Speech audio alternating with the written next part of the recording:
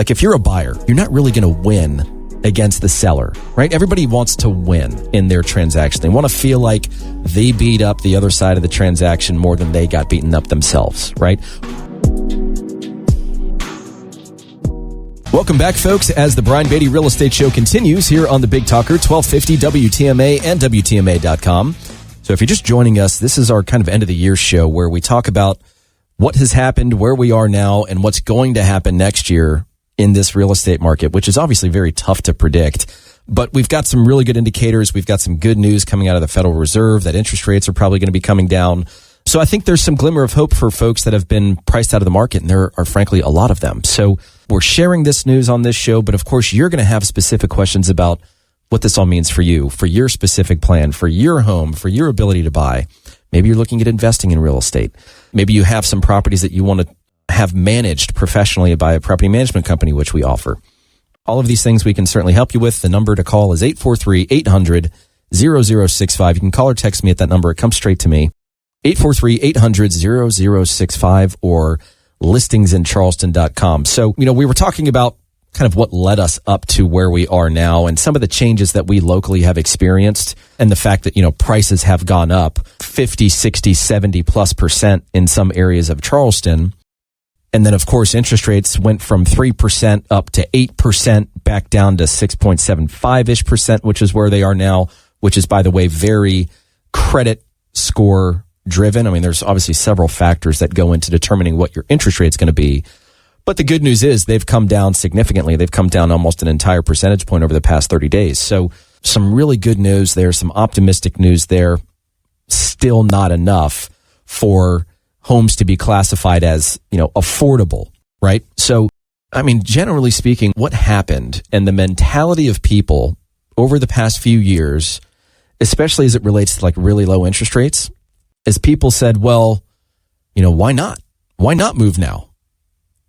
If we can reduce our monthly expenses and buy something maybe even a little bit nicer than what we have now, or in a better area, or that has the features that we need and want, well, then let's go for it. We were planning on moving in the next few years anyways. Might as well just do it now. So we had a ton of people, not only that just decided to move to Charleston from other areas of the country, other areas of the world, but we also had a bunch of people that said, well, we might as well take advantage of this environment and move now.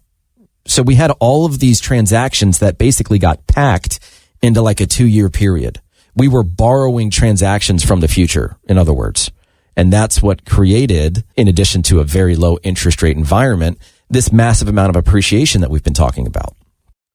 Now, so the thinking used to be, well, why not? And now the thinking is, well, why should I? It doesn't make sense. I've got a 3% or a 2.5% or a 2%. I've heard of people having interest rates in the ones, which is so awesome.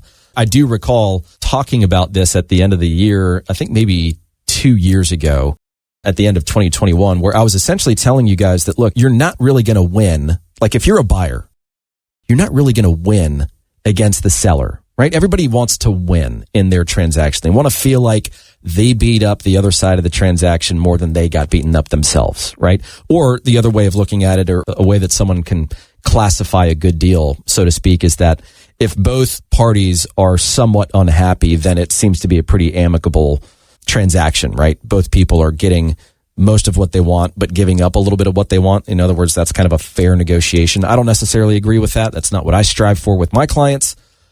But what I was telling folks at the end of 2021 is that you're not going to go and beat up a seller and get a home for large percentages off of the asking price. That's not who you should be competing with, in a way of thinking. You're going to win against the bank. You're going to win because your payments are going to be locked in at a ridiculously low amount for the next 15, 20, 30 years, depending upon what kind of mortgage product you selected. And so you have all these folks now that are saying, well, my payments are, $2,500 a month for this beautiful home. If I go and move up a step into the next, home, next bracket home, bigger, better home, my payments jump up, they double. It doesn't make sense for me to do that, or I just can't afford to do that. And the big thing that we've been talking about on this show, the major things really have been interest rates, inventory, pricing, and ultimately affordability, right? Affordability is still not where we need it to be.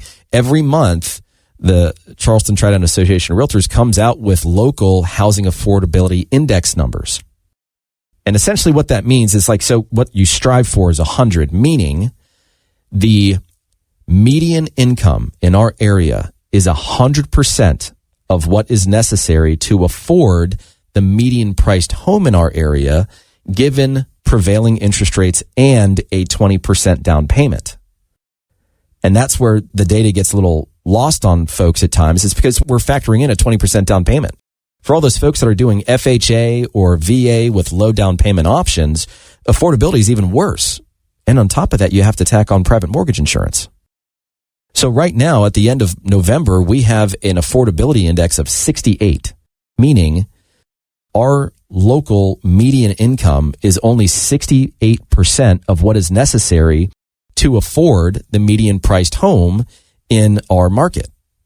In other words, affordability is not good, and it's dropped about 7% from this time last year. Even with, and that doesn't take into account what we've seen this month in the form of interest rate reductions, right? Mortgage rate reductions. So that number should go up a little bit, which is a good sign. But at the end of the day, the market is still unaffordable for a large population of people. If we look at a few other areas or other stats, so to speak, that help us understand our local market, we can look at things like, well, how many homes have we put on the market this year in comparison to the same amount of time last year? Well, year to date, we've put about 20,000 homes on the market. This time last year, we'd put about 23,000 homes on the market. So that's down. Pending sales or properties that go under contract, that's down about 9%. Closings, the people that are actually closing and moving, that's down 16%. It's taking almost twice as long to sell properties. Obviously, the affordability is what it is. It's still low. It will remain low, I think, into 2024. And we'll get to that in just a little bit. But we also look at months supply of inventory. And that's kind of how we measure the health of a real estate market. Meaning, if we have 6 to 8 months worth of supply, generally speaking, that's what tells us it is a balanced market. There's no real pressure on pricing. There's no pressure on supply and demand. It's just a normal, balanced market where properties appreciate kind of in line with the inflation rate, usually 2-3% a year. Okay. Well, if I look at some of the different areas of Charleston and the month's supply of inventory, there are only 1, maybe 2 markets that I would consider to be a normal market. Everything else is a seller's market. But if you look at West Ashley, inside 526, 1.9 months. West Ashley outside 526, 1.2 months. James Island, 1.7 months. Johns Island, 2.2 months. North Charleston, 1.9. Mount Pleasant, 1.5. Somerville, 2 months. Downtown Charleston, 3.5 months. Ladson, 1.4 months. Goose Creek, 1.9. Monk's Corner, 2.1. Hanahan, 1.8. Daniel Island, 2.1. I mean, all of these markets are still seller markets because of the lack of inventory. And frankly, what's been really interesting is that even with this massive increase in interest rates that we've seen over the course of the past 20 months, it hasn't slowed down pricing. It's certainly affected the number of transactions we've had, but it hasn't really slowed down our local pricing, because as of this month, the median sales price is up 1.4% from this same time last year. Our median sales price is basically $405,000. And at the end of last year, it was $398,000, $399,000. So interesting in that a lot of people obviously have been sidelined by the increase in interest rates, the increase in prices, but the music hasn't stopped playing. People are still moving, people are still transacting, and it's this low inventory environment that's holding prices up. So then that begs the question, well, what happens when interest rates start to come back down? Because it's been said that, Federal Reserve is a lot of people are anticipating 4 rate reductions next year. They're going to slowly bring those rates back down. And this is a little bit of a precursor into what I think is going to happen next year. And so we're going to take a little break. When we come back, I'm going to give you an outline of what I think is going to happen. from multiple different data sources, and then my own opinion, of course. And then I'm going to tell you what I think buyers and sellers should be avoiding in the way of mistakes. Okay. I do think that there are some mistakes that folks are going to make. Obviously, you're responsible for your own decisions. I'm just going to weigh in on what I think people might miss next year. So that'll be something to make sure you tune in for. And remember, if you can't stay for the entire hour of this show on this radio station, please understand we put all these videos on YouTube. They're on Facebook, Instagram, TikTok. I mean, all you have to do is Google us and you'll find our information. But if you want to reach out to me personally, you want to have a chat about the real estate market and about what your plan could look like and how we can help you with that. I will say, I mean, we've got commission rates as low as 1%. We've got all kinds of incentives with regard to buying and selling with us, like helping you move at no cost to you. We've got a bunch of different ways of helping, right? So reach out to us, learn more about how we can provide you with some of those incentives. And then, of course, apply our transactional experience of 1,500 transactions here in this local market, about $1 billion worth of real estate sold, to help you navigate through this process in this market, because there's a lot of money to be won or lost, I think, depending upon your strategy and ultimately who is helping you get to the finish line. So if you want to reach out to me, 843-800-0065. That's 843-800-0065. Our website is listingsincharleston.com. That's listingsincharleston.com. And you can always send me an email, brian@brianbeattyteam.com.